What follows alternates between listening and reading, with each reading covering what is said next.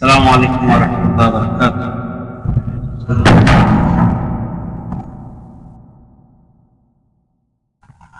بسم الله الرحمن الرحيم. الحمد لله رب العالمين، والصلاة والسلام على رسول الله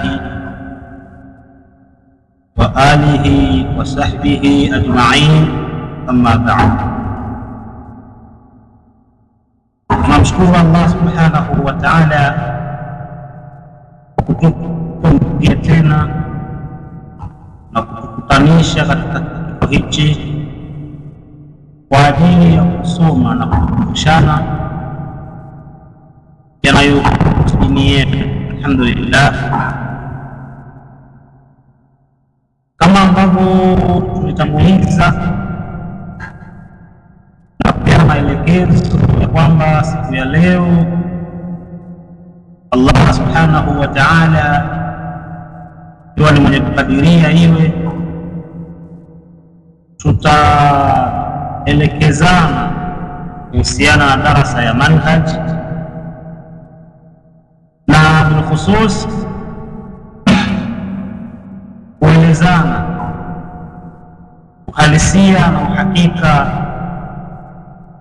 wa as-salaf.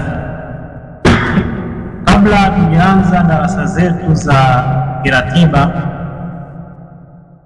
tumependekeza kufahamishana, ikiwa ni sehemu ya utangulizi, malengo au makusudio linapotamkwa neno salaf, kusudiwa nini.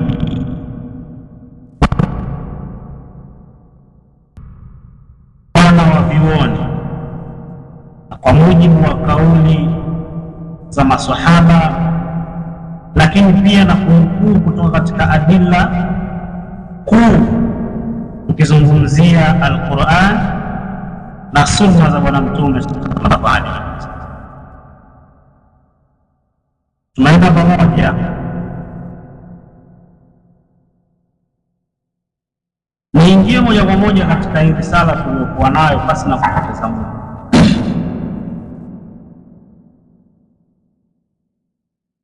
Bismillahir Rahmanir Rahim,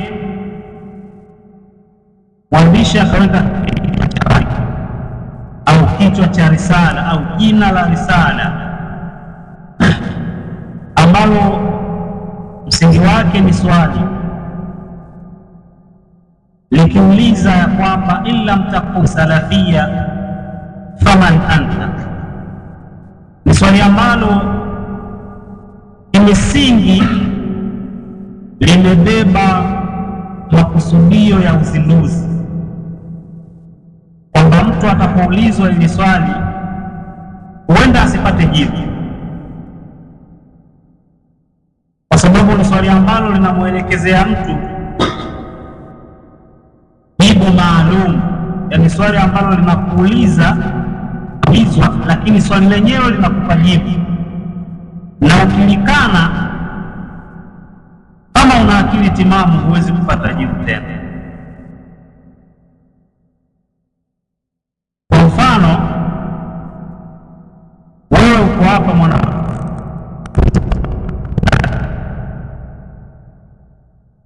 umesajiliwa na usajili wako umekamilika kwamba wewe ni mwanafunzi hali kabisa wa Tunduru Sekondari. Ni yule ambaye atakuuliza wewe, usipokuwa mwanafunzi wa Tunduru Sekondari utakuwa ni mwanafunzi gani? Utakuwa ni mwanafunzi wa wapi? Ikiwa mtu atakanusha wanafunzi wako katika hii shule, sitabidi kutafutia shule kabla ilitakiwa kutafutia shule. Kama hata kutafutia shule na kanusha wanafunzi wako hapo, maana yake wewe si mwanafunzi tena hapo. In lam takun salafia faman anta, ikiwa wewe si salafi au kama wewe si salafi, sasa wewe ni nani? Tunaelewana? Uliowekwa ni mukaddima ambao ni mashuhur na ni maarufu. ni utangulizi ambao umetumiwa sana na ahlul ilmi katika vitabu vyao, lakini pia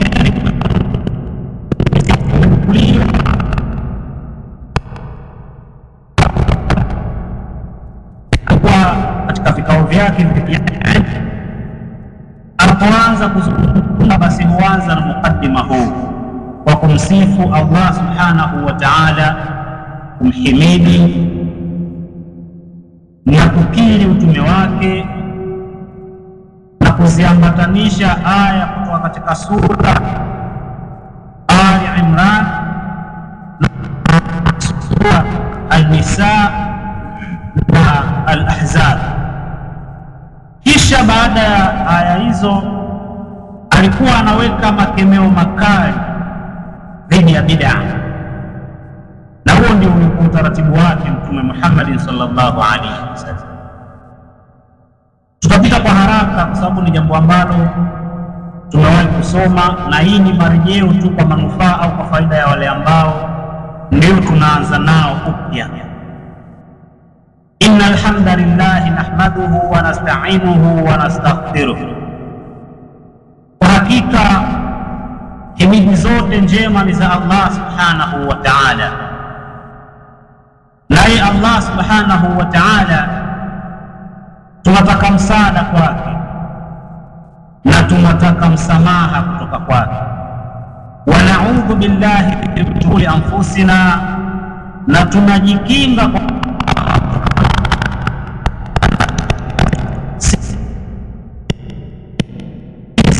kuwa nayo na tulioumbiwa, ni kwamba nafsi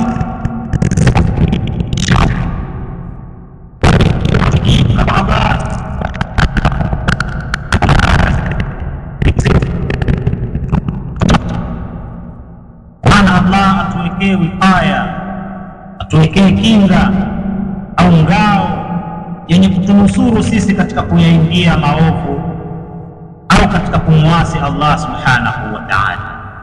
Wa na'udhu billahi min shururi anfusina wa min sayyiati a'malina, na Allah atukinge kutokamana na matendo yetu yaliyokuwa maovu. Allah atunusuru kutokamana na maasi, usije tukamwasi Allah subhanahu wa ta'ala. Man yahdihillahu ambaye Allah subhanahu wa ta'ala anaongoza, hatampata wa kumpoteza. Kuweza kumpoteza yule ambaye Allah amuongoza subhanahu wa ta'ala, kutakia nusra akifanya haki katika dini yake, hakuna shekhe yeyote wa kibida anaweza kupoteza. Yule ambaye amempoteza Allah subhanahu wa ta'ala, fala hadiya lahu, basi hatopata mwenye kumuongoza. Maelezo haya yanajikiri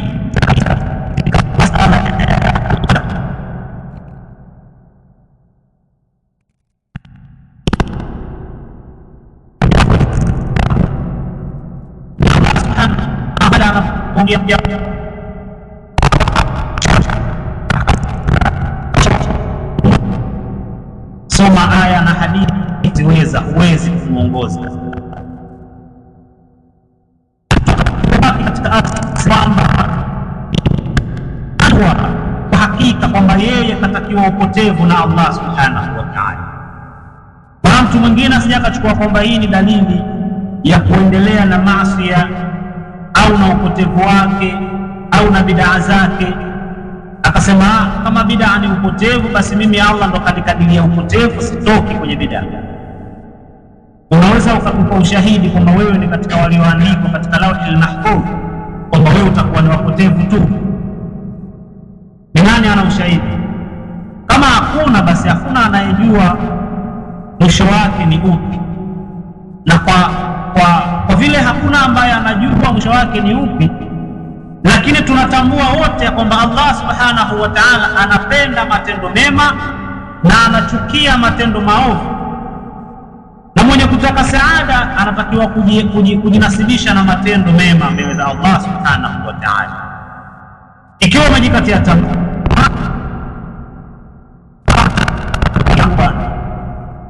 kuna haja ya kuondoka huko, kwa sababu Allah kishanikadiria huku, yeye ndo ametaka kunielekezea mimi njia hii.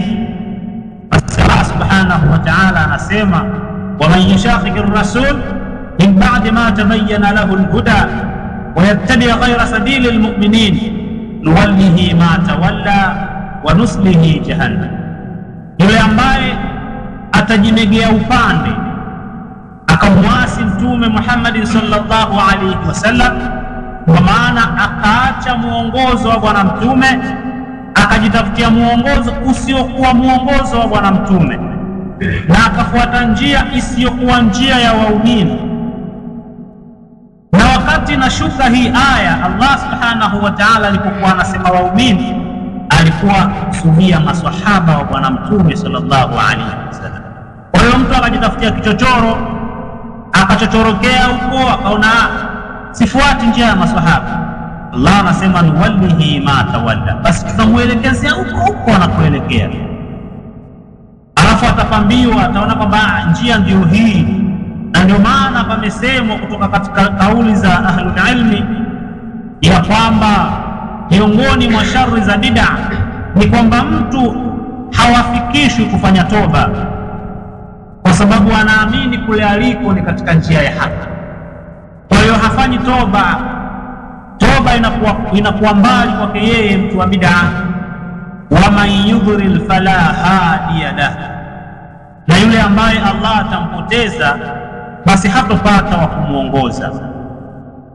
Wa ashhadu an la ilaha illa Allah, na nashuhudia ya kwamba hapana apasaye kuabudiwa kwa haki, hapana mola wa haki isipokuwa Allah wahdahu la sharika lah, pekee na hana mshirika katika kuabudiwa, hana mshirika katika uumbaji. Yeye amepwekeka katika sifa zake Allah subhanahu wa ta'ala.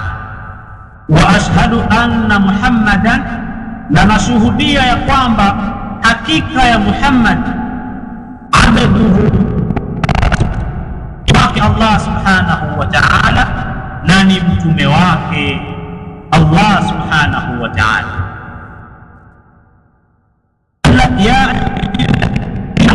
Allah, enyi mlioamini, mcheni Allah, na kumcha Allah inafahamika ni kuachana na maasiya na kushikamana na maamrisho yake na kumtii Allah subhanahu wa ta'ala haqqa tuqatih. Mcheni Allah ukweli wa kumcha, na ukweli wa kumcha kama ilivyoelezwa katika vitabu vya tafsir, na kama alivyoeleza al-Imam Ibn Kathir rahmatullahi alayhi ya kwamba ayyuta fala yu'sa, ni kumtii Allah pasi na kumwasi na kumtaja yeye pasi na huko ndio kumcha Allah ukweli wa kumcha. Wala tamutunna illa wa antum muslimun, na wala msife kamwe msifeni hali ya kuwa mmejisalimisha kwa Allah subhanahu wa ta'ala. Na kujisalimisha kwa Allah unarudi pale pale katika kumcha Allah subhanahu wa ta'ala. Ishi katika maamrisho yake na jiepushe na makatazo yake, huko ndipo kujisalimisha kwa Allah subhanahu wa ta'ala. Ya ayuha nnas ittaqu rabbakum alladhi khalaqakum min nafsin wahida, enyi watu viumbe wa Allah, muogopeni Mola wenu ambaye amekuumbeni kutokamana na nafsi moja. Wa khalaqa minha zawjaha, na akaiumbia hiyo nafsi pea, akaiumbia hiyo nafsi pea au mwenza. Na aya hii inatukumbusha asili yetu sisi kama wanadamu, tumetokamana na nafsi moja kutoka kwa baba yetu Adamu alayhi salatu wassalam, kutoka kwa Adamu ikaumbwa pea, aumbwa mke kutokamana na nafsi yake. Wabatha minhuma rijalan wa nisaa, na wakatolewa wakasambazwa kutoka katika nafsi hizo mbili, wakasambazwa wanaume wengi na wakasambazwa wanawake wengi. Wattaqullaha alladhi tasaaluna bih, na mcheni Allah subhanahu wa ta'ala, Allah ambaye atakuulizeni juu ya huo ucha Mungu. Atakuulizeni kwamba mlikuwa nyinyi katika dunia, mliumbwa mkawekwa huko, tena mliumbwa kutokamana na nafsi moja, na mliwekwa huko kwa lengo la kumwabudu Allah subhanahu wa ta'ala. Mtaulizwa, na mtaulizwa pia kuhusiana na udugu, wal arham, na mtaulizwa kuhusiana na udugu, kwamba mlihudumisha udugu, kwa sababu mlikuwa nyinyi ni ndugu kutokana na nafsi moja, mkasambazwa kutoka katika nafsi hiyo wanaume wengi na wanawake wengi. Inna Allaha kana alaykum raqiba, kwa hakika Allah amekuwa kwenu nyinyi mwenye kuwachunga. Yeye ndiye mwenye kuyadhibiti yote mliokuwa nayo, toka kuumbwa kwenu mpaka siku mnaingizwa kaburini, mpaka siku mnafufuliwa, mtapopelekwa katika hesabu. Allah ni mwenye kuyachunga na kuyadhibiti mambo hayo. Ya ayyuhalladhina amanu taqullaha wa qulu qawlan sadida, enyi mlioamini ya kwamba Allah yupo, na yeye Allah ndiye aliyewaumba na amewaumbeni kwa lengo la kumwabudu. Basi ikiwa mmeamini, waqulu sadida, na semeni maneno yaliyokuwa mazuri, yaliyokuwa ya kweli, jiepusheni na maneno ya uongo. Yuslih lakum a'malakum, mkifanya hivyo Allah subhanahu wa ta'ala atakutengenezeeni matendo yenu, kwa maana atakuongozeni katika takwa, atawaepusheni na maasi, atawaongozeni njia iliyonyooka. Wa yaghfir lakum dhunubakum, na atakusameheni madhambi yenu. Wa man yuti llaha wa rasulahu, na yule ambaye atamtii Allah subhanahu wa ta'ala, kwa maana ataa maamrisho yake na atajiepusha na makatazo yake, na atamtii mtume wake Allah subhanahu wa ta'ala ambaye ni Muhammadin sallallahu alayhi wasallam, akafuata maamrisho na mafundisho ya Muhammadin sallallahu alayhi wasallam, na akaachana, akajiepusha na makatazo yake.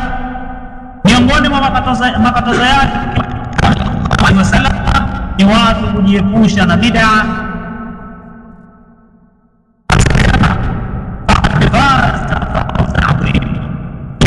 Allah mtume wake, basi yeye amefaulu, tena ufaulu. Tunaenda ama baada ya utangulizi huu, fa inna khayra hadithi kitabullah, kwa hakika si vinginevyo maneno yaliyokuwa bora mno ni maneno ya Allah yanayotoka katika kitabu cha Allah al-Qur'an. Wa khayra al-hadi, na muongozo uliokuwa wa bora zaidi, hadi Muhammadin sallallahu alayhi wasallam, ni muongozo wa Muhammadin sallallahu alayhi wasallam. Wa sharra al-umur, na mambo yenye shari zaidi, mambo maovu zaidi, muhdathatuha, ni mambo yenye kuzushwa, ni uzushi wake, mambo ambayo watu wamejizushia kinyume na mafundisho yaliyonukuliwa kutoka kwa Mtume Muhammad sallallahu alaihi wasallam. Wa kullu muhdathatin bid'ah, na kila lililozushwa ni uzushi, kila lililozushwa ni bid'a. Wa kullu bid'atin dalalah, na kila bid'a ni upotevu. Kila bid'a kwa Kiswahili ambacho kinaeleweka na kilicho wazi, kila bid'a ni upotevu, na wala hakuna bid'a imeachwa. Kila bid'a ni upotevu. wa kulla dhalalatin fin nar, na kila upotevu ni katika moto, na kila upotevu ni wa motoni. Tunaenda sambamba? Tunaelewana? Nasema, na haya ni maneno ambayo ameyaweka muandishi, anaeleza, anasema laqad jama'tu hadhihi almawdu'a, nimekusanya mada hii, nimekusanya kwa maana mada hii imerundikwa kauli za wanawazuoni walioiweka wazi tafsiri na maana ya neno salaf, lakini pia hukumu za kuwafuata au masalaf na fadhila mpaka mwisho wa risala.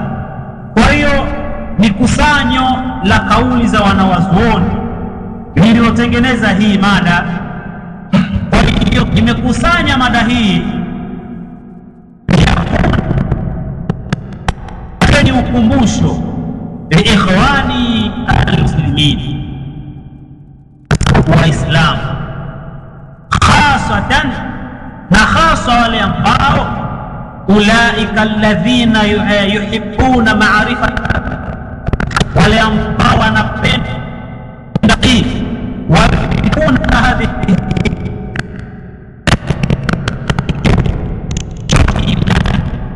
kwenye mwongozo biidhnillah wa in Allah subhanahu wa ta'ala ladaihi shukukin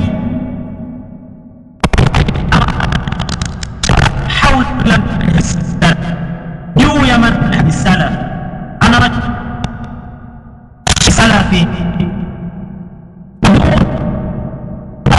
manhajul haq,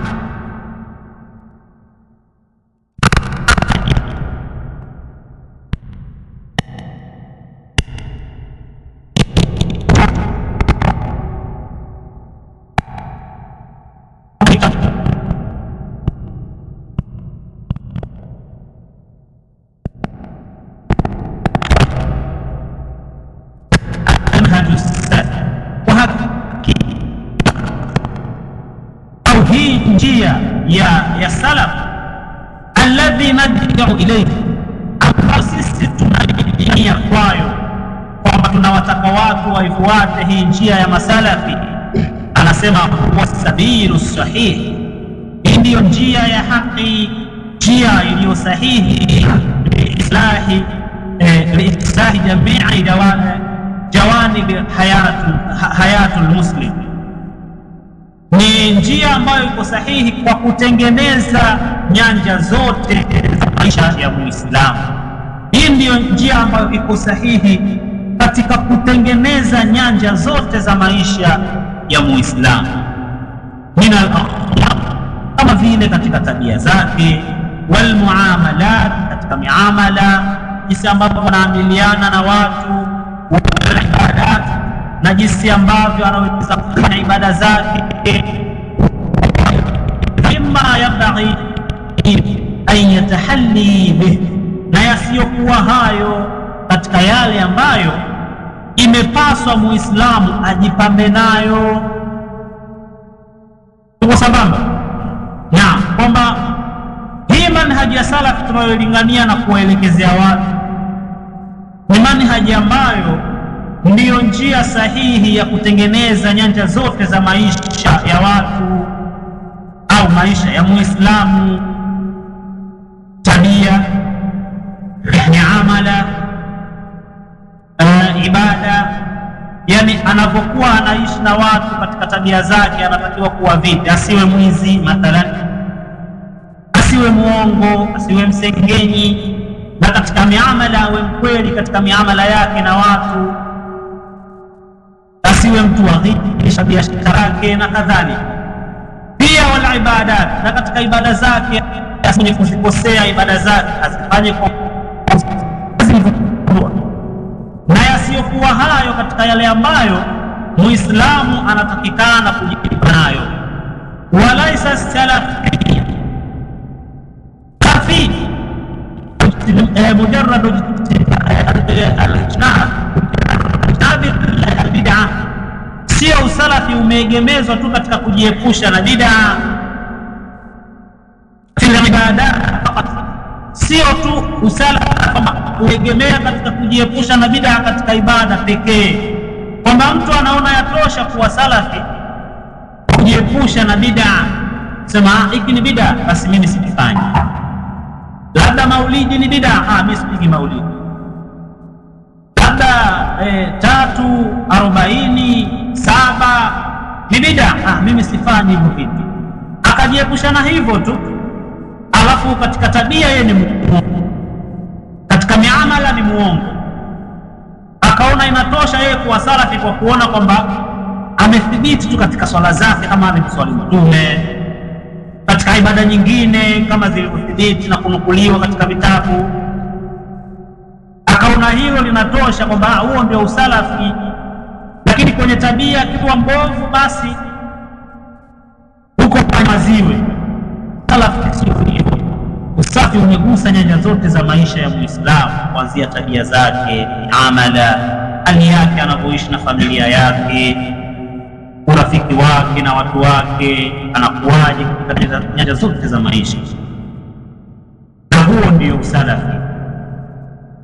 Baada ya mukaddima huu au utangulizi huu, tunakuja kuangalia sasa neno Allah aliyowapa ilmu wanasemaje kuhusiana na neno salaf. Wale waliopewa ilmu na subhanahu wa ta'ala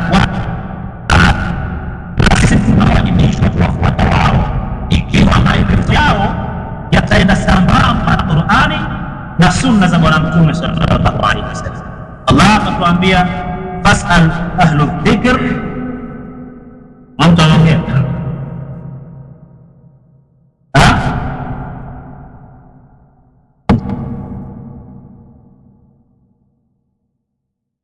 fas'al ahlu dhikr in kuntum la ta'lamun, si ndio?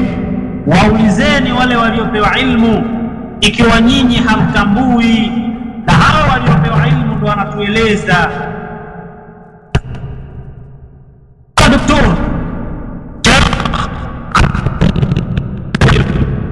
Al-Bukhari hafidhahullahu ta'ala anasema as-sin wal-lam wal-fa, sini, lam na fa iliyoko katika neno salaf, anasema aslun yadullu ala taqaddum wa sabqin.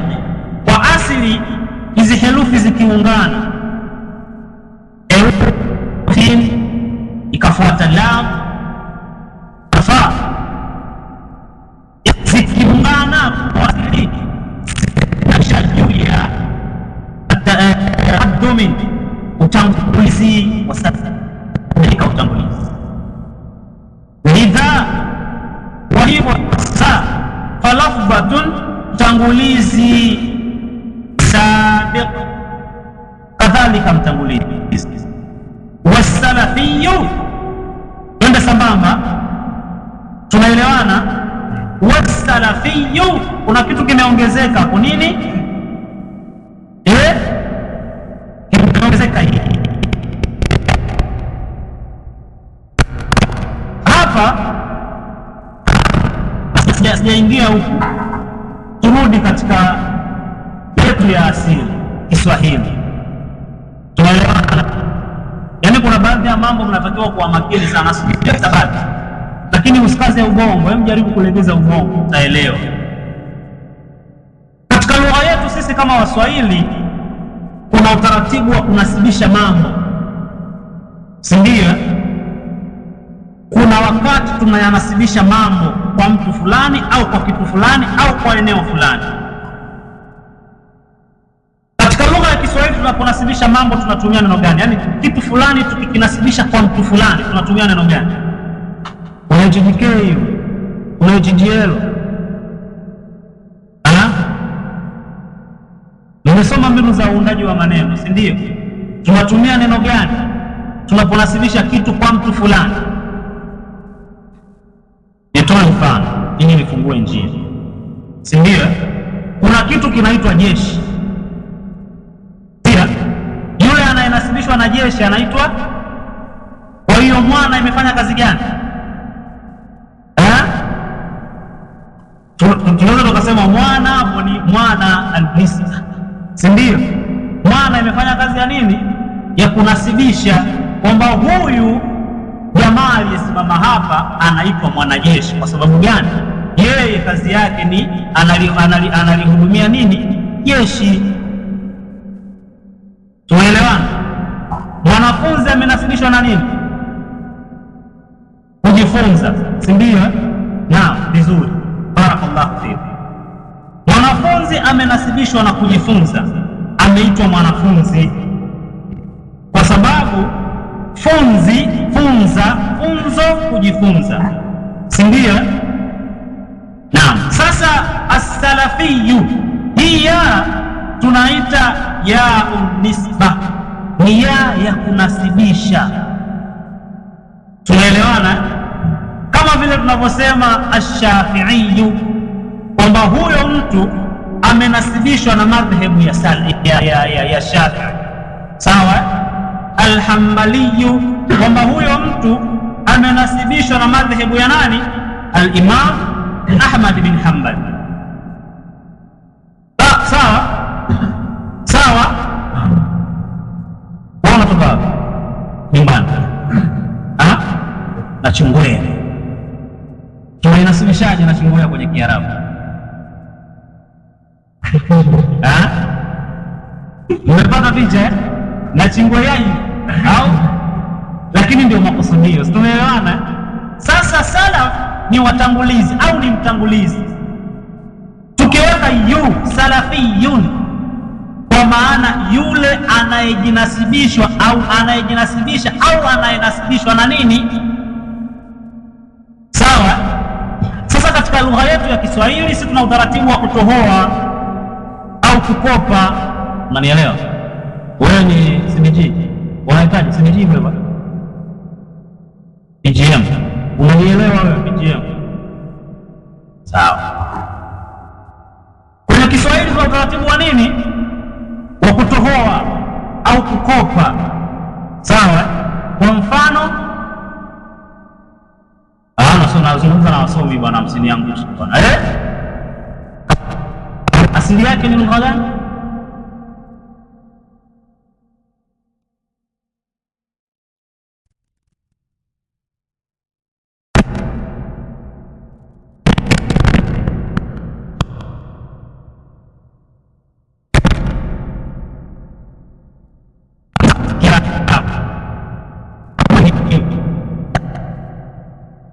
Sawa, tunaikata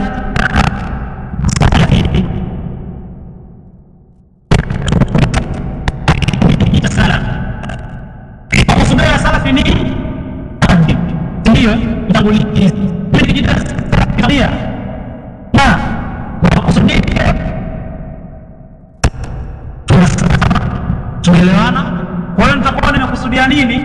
Kujinasibisha na wale walio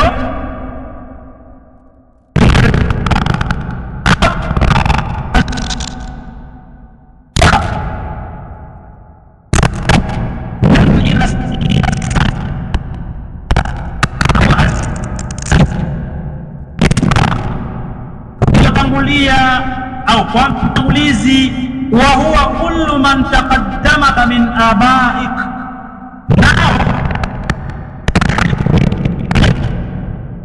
tako tunasoma salafi katika kilugha, sawa.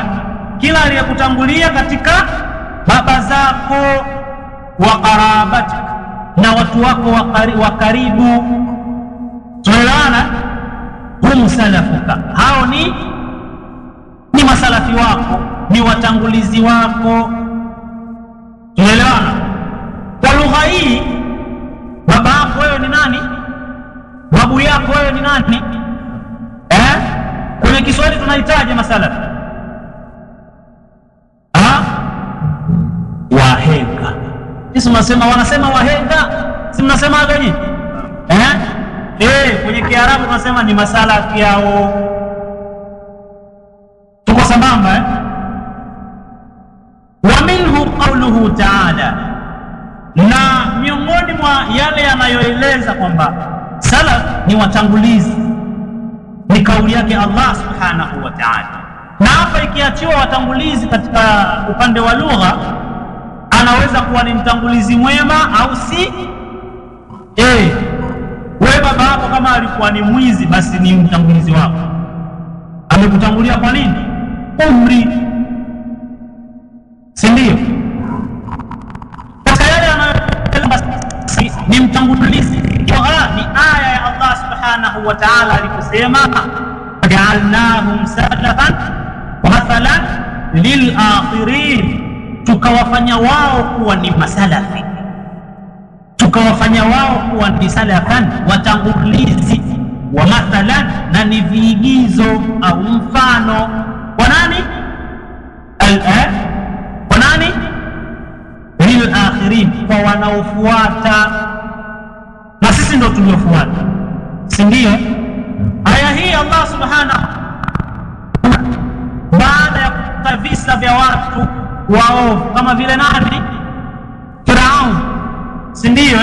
Katika kutaja kisa cha Firauni na watu wake, Allah akasema tumewafanya hao, kwa maana Firauni na mfano wa Firauni kwa watangulizi waliopita, na yale walioyafanya Allah akayanukuu kwetu ili iwe nini? Mathalan, tunaelewana? Ili iwe mfano kwamba kumbe bwana Firauni alijiita Mungu, na yaliyomkuta baada ya kujiita Mungu yanajulikana, si ndio? Alafu mtu anapata ibra, anafanyaje?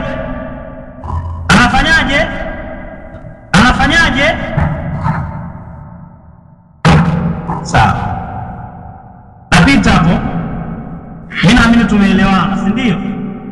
Katika aya hii sasa, fi tafsiri al-Baghawi katika tafsiri yake, akiwa anaitafsiri hii aya, anasema fa'alna, jana aliposema fa'al, kwamba atafanya wao mutaqaddimin, kwamba ni wataizi ili wapate kuwaidhika bihimul akharun, wapate kuwaidhika kupitia wao wanaofuata baadaye. Tumeelewana? Wa fi sahihain, na katika sahihi mbili, akimaanisha sahihul Bukhari wa Muslim, min hadithi Aisha radhiyallahu anha, kuna hadithi ya Aisha radhiyallahu anha, anasema Allah anasema anna nabiy sallallahu alayhi wasallam, hakika mtume sallallahu ibnatahu Fatimata, alimpasiri binti yake Fatima. Fabakat, baada ya kupewa siri Fatima akafanyaje? Akalia. Falamma raa jazaha, pindi mtume sallallahu alayhi wasallam alipoona kwamba binti yake amefadhaika, kwamba amemnong'oneza kitu alafu akalia, saraha marratan ukhra, akamnong'oneza mara nyingine, fadhahikat, akacheka Fatima. Tunaenda sawa? Akacheka Fatima radhiyallahu anha. Fasaltaha, akamuuliza Aisha radhiyallahu anha, akamuuliza Fatima, falam tukhbiruha, wala hakumjibu. Yani Aisha alipoona Fatima amenong'onezwa akalia, akanong'onezwa tena akacheka. Aisha akamuuliza, umenong'onezwa nini? Kwa nini ukalia na ukacheka? Hakumjibu Fatima. Walamma tuwfiya an-nabiy sallallahu alayhi wasallam, na pindi alipokufa Mtume Muhammad sallallahu alayhi wasallam, sa'alataha maratan ukhra, akamuuliza kwa mara nyingine. Faajabataha, akamjibu Fatima, akamjibu nani? Radhiyallahu anha.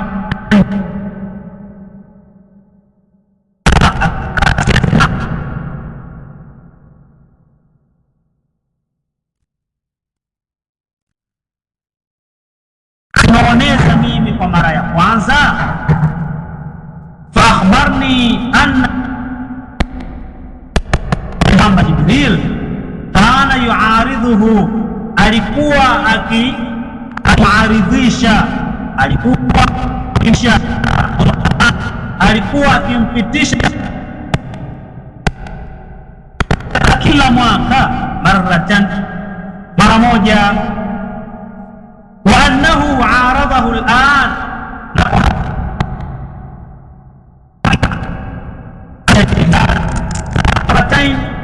mara mbili kwa mwaka, kwamba mwanzo Jibril anampitisha Qur'an, kwa maana akimkagua, anasoma naye anamsikiliza, akimkagua Qur'an mara moja kwa mwaka. Lakini hivi sasa anamsomesha mara mbili kwa mwaka.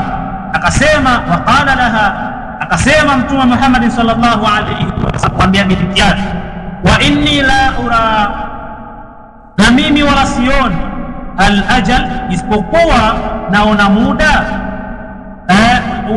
Wa inni la ura al-ajal, na mimi sioni muda illa qad iqtaraba, isipokuwa umekaribia. Muda wa nini?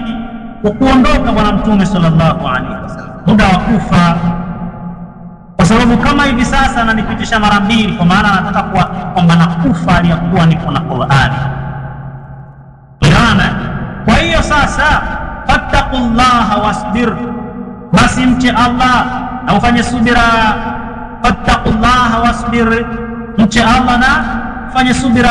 Anampa wasia binti yake, fa innahu, wa hakika mambo yalivyo, ni'ma salafu ana lak, salafi bora kwako wewe ni mimi.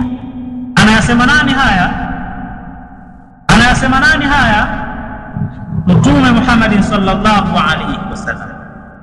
Hadithi hii ni majibu wa wazembe wanaoifanyia inadi Ahlus Sunnah wal Jamaa manhajus salaf, ya kwamba nyinyi mnajiita masalafi, kuna mtume anajiita salafi, hii basi ni kule.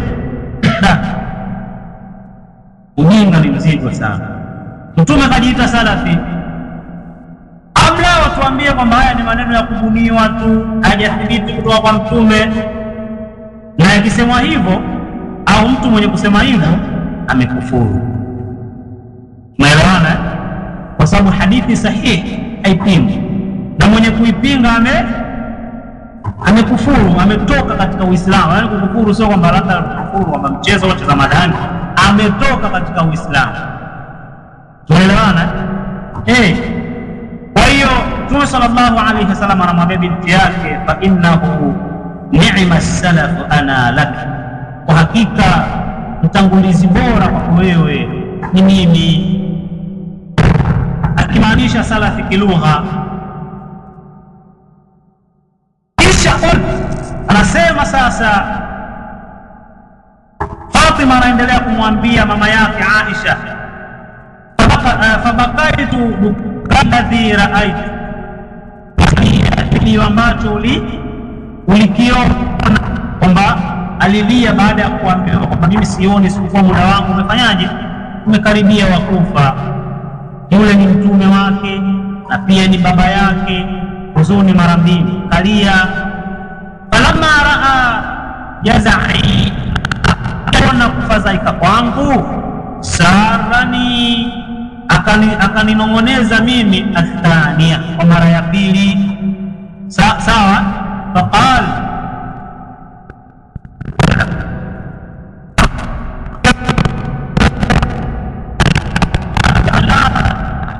hivi wewe hauridhi antakuni sayyidati almu'minin, hivi wewe hauridhi, haupendi wewe uje kuwa ni bora katika wanawake wa waumini?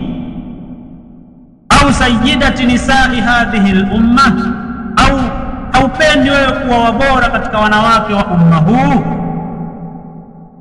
Qalat, akasema Fatima, fadhahikat, dhahiki alladhi raait, nikacheka ile kicheko changu ambacho ulikiona.